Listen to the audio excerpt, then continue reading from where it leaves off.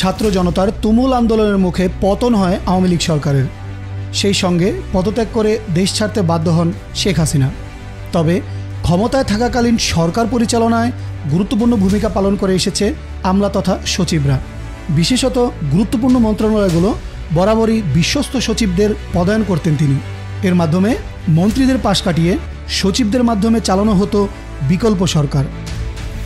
এদের অনেকেই বিশ্বস্ততার পুরস্কার হিসেবে পেয়েছেন বিভিন্ন সুযোগ সুবিধা ও পদোন্নতি।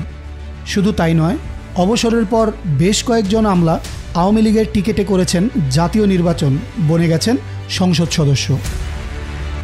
যদিও গত 8ই আগস্ট রাতে শপথ নেওয়ার পর 3 সপ্তাহ পেরিয়ে গেলেও এখনও প্রশাসনকে ঢেলে সাজাতে পারেনি অন্তর্বর্তীকালীন সরকারের প্রধান উপদেষ্টা ডক্টর মোহাম্মদ ইউনূস। একেবারেই যে সচিবালয়ে কোনো সংস্কার হয়নি এমন নয়। হাতে গোনা কয়েকটি গুরুত্বপূর্ণ মন্ত্রণালয়ে চুক্তিভিত্তিক নিয়োগ বাতিল করে সচিবদের সরানো হয়। তবে বেশিরভাগ সচিবই রয়ে গেছেন বহাল তবিয়তে। খোঁজ নিয়ে জানা গেছে, বর্তমানে প্রশাসনে নেই কোনো কর্মচাঞ্চল্য, সর্বত্রই গা ছাড়া ভাব দেখা যাচ্ছে। বেশিরভাগ আমলাই কাজ করছেন দায়সারা ভাব নিয়ে। নিয়ম রক্ষার্থে প্রতিদিন সচিবালয়ে এলেও সময় পার করছেন ফাইল চালাচালি করে। অনেকে বিশ্বস্তদের সঙ্গে বসে অন্তর্বর্তীকালীন সরকারের কাজকর্মের সমালোচনা বা রাজনৈতিক আড্ডায় সময় পার করছেন। এদিকে প্রশাসনে বহাল বেশ কয়েকজন সচিবের বিরুদ্ধে রয়েছে নানা দুর্নীতির অভিযোগ। তাদের মধ্যে অন্যতম স্থানীয় সরকার বিভাগের সচিব আবু হেনা খোরশেদ জামান, যিনি ক্ষমতার অপব্যবহার ও সীমাহীন অনিয়মের মূল হোতা। নানান অভিযোগ নিয়ে তিনি এখনও মন্ত্রণালয়ে বহাল তবিয়তে রয়েছেন। অন্তর্বর্তীকালীন সরকারের স্থানীয় সরকার, পল্লী উন্নয়ন ও সমবায় মন্ত্রণালয়ের উপদেষ্টা না থাকায় স্থানীয় সরকারের সচিব স্বেচ্ছাচারিতা চালাচ্ছেন। এ নিয়ে ক্ষুব্ধ সংশ্লিষ্ট মন্ত্রণালয় ও স্থানীয় সরকার প্রকৌশলী অধিদপ্তরের কর্মকর্তারা। জানা গেছে, আওয়ামী লীগ সরকার পতনের পর স্থানীয় সরকার, পল্লী উন্নয়ন ও সমবায় মন্ত্রণালয়ের উপদেষ্টা না থাকার সুযোগে ক্ষমতার অপব্যবহার করে এলজিইডির প্রধান প্রকৌশলীকে অর্পিত ক্ষমতা তথা প্রকৌশলীগণকে বদলি বা পদায়ন সংক্রান্ত ক্ষমতা রহিত করেন।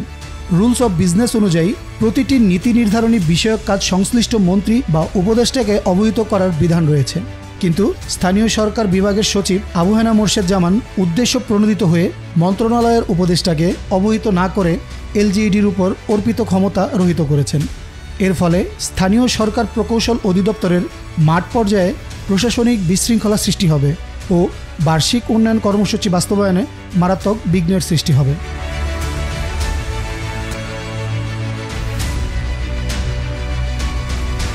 বিদ্যুৎ বিভাগের সিনিয়র সচিব মোহাম্মদ হাবিবুর রহমান, তিনি গত বছর 1 জুন বিদ্যুৎ বিভাগে যোগদান করেন।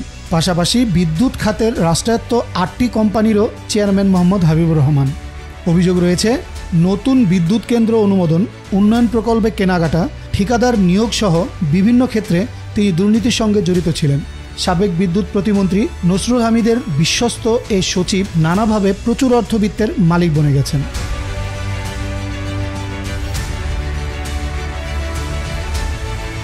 আইন ও বিচার বিভাগের বিতর্কিত সচিব মোহাম্মদ গোলাম সারোয়ার এখনও বহাল তবিয়তে আছেন।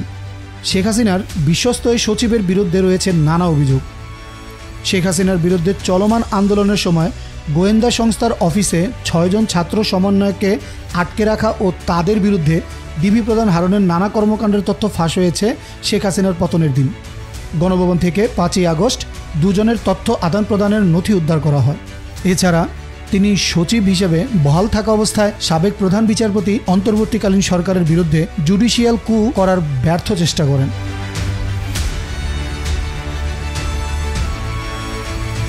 পানি সম্পদ মন্ত্রণালয়ের সচিব নাজমুল হাসানও শেখ হাসিনার বিশ্বস্ত। আনসার বিদ্রোহে তার মদদের অভিযোগ উঠেছিল, যদিও সরকারের পক্ষ থেকে এ নিয়ে কোনো ব্যবস্থা নেওয়া হয়নি। তিনি 2022 সালের 15ই ডিসেম্বর পানি সম্পদ মন্ত্রণালয়ে যোগদান করেন। এর আগে তিনি পেট্রো বাংলায় চেয়ারম্যান হিসেবে লম্বা সময় দায়িত্ব পালন করেন। এছাড়াও সাতক্ষীরা ও খুলনা জেলা প্রশাসক হিসেবেও তিনি কয়েক বছর দায়িত্ব পালন করেছেন।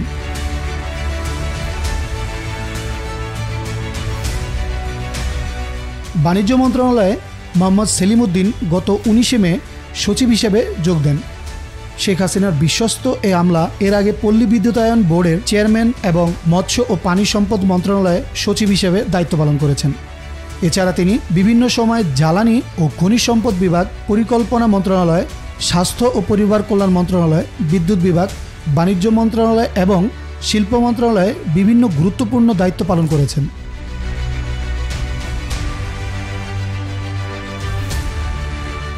এদিকে নৌ পরিবহন মন্ত্রণালয়ে সিনিয়র সচিব হিসেবে দায়িত্বরত আছেন মোহাম্মদ মোস্তফা কামাল। তিনি গত বছর 17 সেপ্টেম্বর সিনিয়র সচিব পদে পদোন্নতি পান। এর আগে নৌ পরিবহন মন্ত্রণালয় এবং পরিবেশ, বন ও জলবায়ু পরিবর্তন মন্ত্রণালয়ের সচিব হিসেবে দায়িত্ব পালন করেন শেখ হাসিনার বিশ্বস্ত এই আমলা। মোহাম্মদ মোস্তফা কামাল নবম জাতীয় সংসদে সংসদ উপনেতার একান্ত সচিব এবং পঞ্চদশ সংবিধান সংশোধন কমিটিতে চেয়ারম্যানের একান্ত সচিব হিসেবে সহায়ক কর্মকর্তার দায়িত্ব পালন করেন।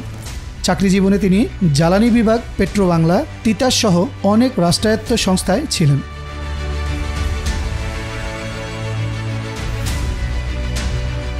ফরিদ আহমদ বর্তমানে প্রাথমিক ও গণশিক্ষা মন্ত্রণালয়ে সচিব হিসেবে কর্মরত আছেন। আনসার বিদ্রোহে তারও প্রত্যক্ষ মদদের অভিযোগ উঠেছিল। তিনি 2022 সালের 30 অক্টোবর বর্তমান পদে যোগদান করেন। শেখ হাসিনার বিশ্বস্ত এই আমলা এর আগে 1.5 বছর ঢাকা দক্ষিণ সিটি কর্পোরেশনের প্রধান নির্বাহী কর্মকর্তা হিসেবে দায়িত্ব পালন করেন। এছাড়া সামরিক ভূমি ও ক্যান্টনমেন্ট অধিদপ্তরের মহাপরিচালক হিসেবে প্রায় 3 বছর 1 মাস দায়িত্ব পালন করেছেন। তার আগে তিনি প্রায় 2.5 বছর প্রধানমন্ত্রীর কার্যালয়ের পরিচালক হিসেবে কর্মরত ছিলেন।